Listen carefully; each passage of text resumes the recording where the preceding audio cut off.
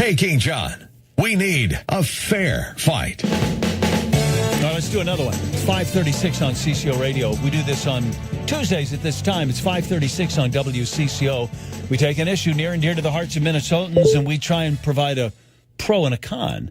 Phyliss Kahn is, well, that worked out nicely, the state lawmaker, the DFLer from Minneapolis, who is going to introduce legislation in the next session, which says that we should change the way we treat those e-cigarettes, people who vape. They should be subject to the Clean Indoor Act. She's about to get on an airplane. We wanted to get her on before she takes off. Phyllis, this is John. How are you?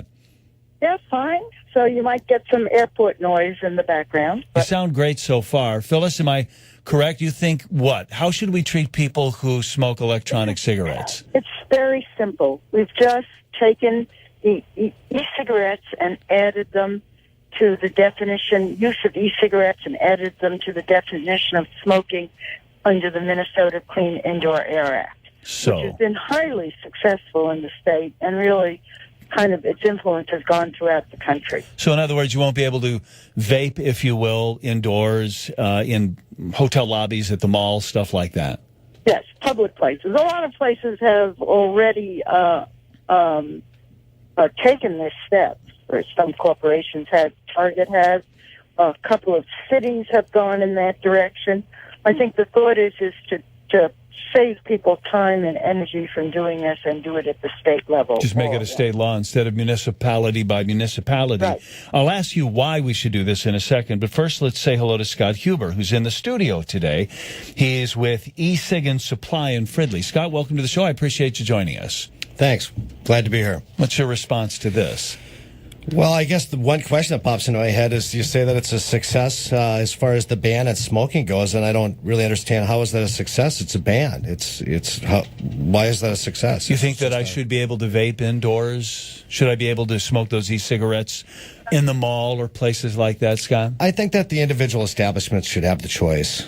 And I think that even back with the smoking ban, independent establishments should have had a choice. Vaping. Go ahead. Okay, well, you've obviously been proven wrong about the smoking ban on cigarettes. That's been a resounding success. But answer this question, Phyllis. Phyllis, but the question I have is, since the ball's back in your court, why should we do this, Phyllis? Why should we treat the vapors the same way we do tobacco? Well, for one reason, one of the problems that we have with cigarette smoking right now is that the people who are most difficult to wean from it, and the biggest problem comes from younger smokers. And we think the e-cigarettes are particularly attractive to them. And having them visible all over the place, I mean, like in the airport where I'm sitting right now, would certainly send a very different message about what's socially acceptable. Plus the fact that the FDA is still has not come to a conclusion about what the safety of them. Well, I think that's the problem with your argument, isn't it, Phyllis? And that is that the FDA hasn't said that this is injurious to our health. So what business is it of yours or mine to tell people what they can or cannot do inside a public building?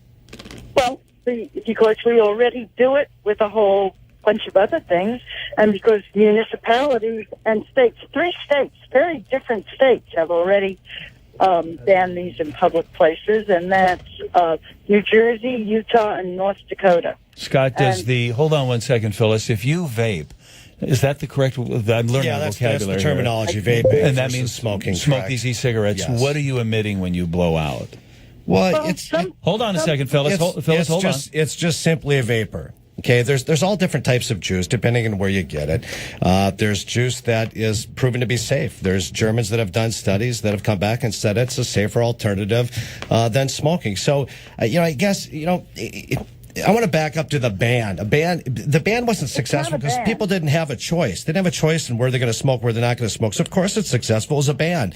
So now you want to do the same thing with vaping. Why not allow establishments and workplaces to make a choice? Incidentally, you'll probably be glad to hear, Phyllis, that the studio here is a vape-free zone. You can't vape in Actually, the I studio. don't. I told you that, but I didn't. I honestly don't know. Is it possible then, Phyllis, that it would be legal for him to smoke an e-cigarette in our studio right now? It would be legal, right? Yes, I have no idea unless if you've prohibited it by your own policy, then that's a certainly different area. Like, for example, Target Field has already done that.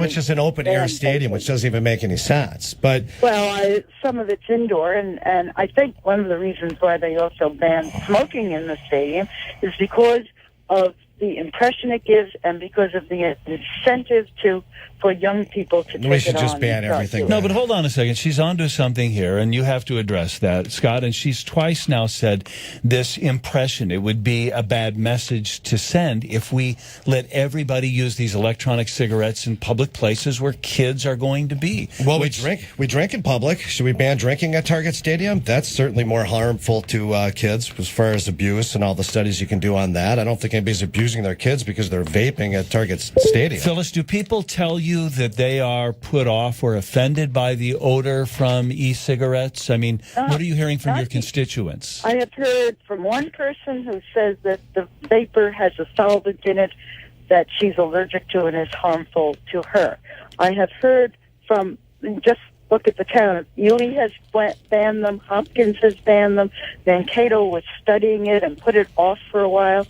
This is just a simple way to deal with it for the whole state at one point, which is just make it equivalent to smoking and then treat it just the way cigarettes. Maybe the converse but to remember, that. are not banned. I'm sorry, Phyllis? Cigarettes are not banned. You just don't do it in public. They're restricted in many areas, okay. Sure. But by the same token, have people who buy e-cigarettes told you that this is cumbersome for them to step outside? Most of them have probably been cigarette smokers and are used to going out anyway. So how much of an inconvenience, Scott, is it to tell those guys and gals they got to go outside anyway? Well, I think it's a courtesy thing, and Phyllis, I can agree that some people are obnoxious in their vaping, like they're obnoxious in their smoking, and we see that in our store. Some people are what we call cloud chasers. They want a bigger device with more vapor, and some of them could disappear in a cloud of their own smoke. That's probably not acceptable. But I think people that are discreetly taking a couple of pulls off of their e-cigarette because they prefer to get their nicotine in a delivery system that's safer. I think if they're discreet about it, I don't think there's a problem with it. And I don't think that there should be an outright ban in every indoor place. I think that individual places should have the option to decide on their own. And I'm at a restaurant the other night, and the fajitas came out of the kitchen, and they had all the smoke and the steam, and it filled up the whole place for 10 minutes.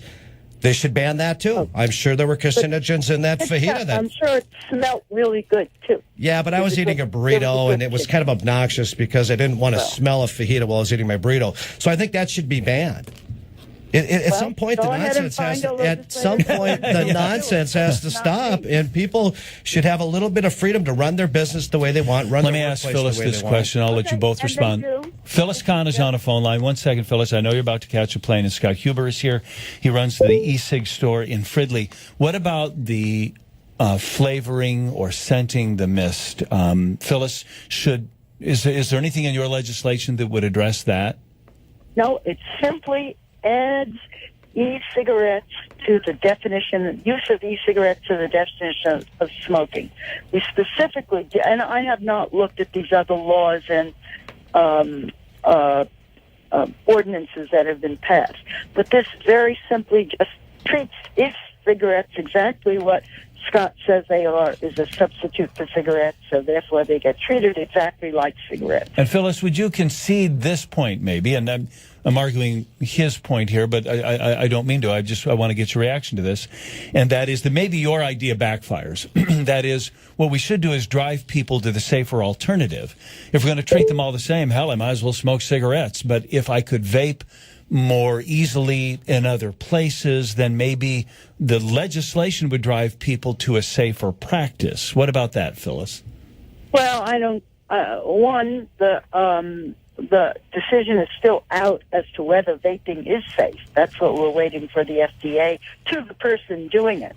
And what we're just saying is that this is smoking, and we'll treat it just like smoking. Yeah. We don't. One of the things that I am concerned with is I think it's very, very much more attractive to young kids than smoking those old dirty cigarettes is. Yeah. And so I think we're going to be encouraging people to do something which is possibly harmful to them, and certainly is something that society is already, in some cases, frowning on. Phyliss Kahn, the state lawmaker from Minneapolis. I know you got to catch a flight, Phyllis. I'm glad you were able to join us. This worked out well for our purposes, and I hope we didn't inconvenience you too much. Nope. Thanks for taking our call. You get a last response to what she said. All that stuff. Well, I guess there's the one thing that I want to point out is I think that eCigs, for a long time, beginning of the year, they were getting a great story told about them everywhere you went. After the July tax went up, I think that changed a little bit. I think that part of this comes down to the tax revenue that they're not getting. Part of it probably has something to do with the stadium. Now there's all these stories talking about how horrible it is, the bad side of it is.